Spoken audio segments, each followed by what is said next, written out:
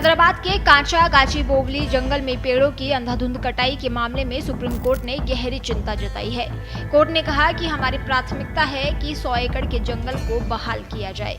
साथ ही ये भी निर्देश दिया कि यहाँ एक भी पेड़ नहीं कटने चाहिए। बिना अनुमति के पेड़ों की कटाई के लिए कोर्ट ने तेलंगाना सरकार को कड़ी फटकार भी लगाई।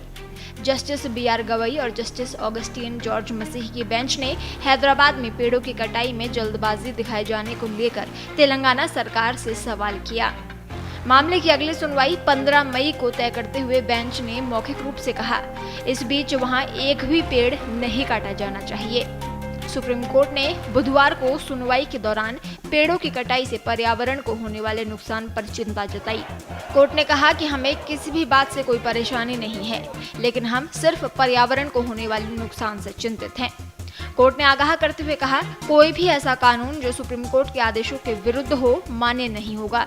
कोर्ट ने कहा कि हमने एक बार सुकमा झील में एक बड़े आवासीय प्रोजेक्ट का निर्माण रोक दिया था।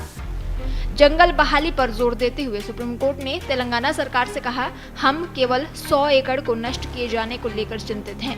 हमारी प्राथमिकता है कि 100 एकड़ जंगल को बहाल किया जाए। पर्यावरण और जंगल की रक्षा के लिए हम परंपरागत रास्तों से हटकर भी कदम उठाएंगे। साथ ही सुप्रीम कोर्ट ने तेलंगाना राज्य को सीईसी की रिपोर्ट पर जवाब दाखिल करने के लिए 4 हफ्ते का समय दिया है। इसके अलावा कोर्ट ने राज्य के वाइल्ड लाइफ वार्डन को निर्देश दिया है कि 100 एकड़ जंगल की कटाई से प्रभावित वन्य जीवों की रक्षा के लिए तुरंत आवश्यक कदम उठाए जाएं। Justice B R. गवई ने कहा कि हमारी पहली प्राथमिकता यथास्थिति बहाल रखी जाए और इस दौरान वहां एक भी पेड़ नहीं काटा जाए।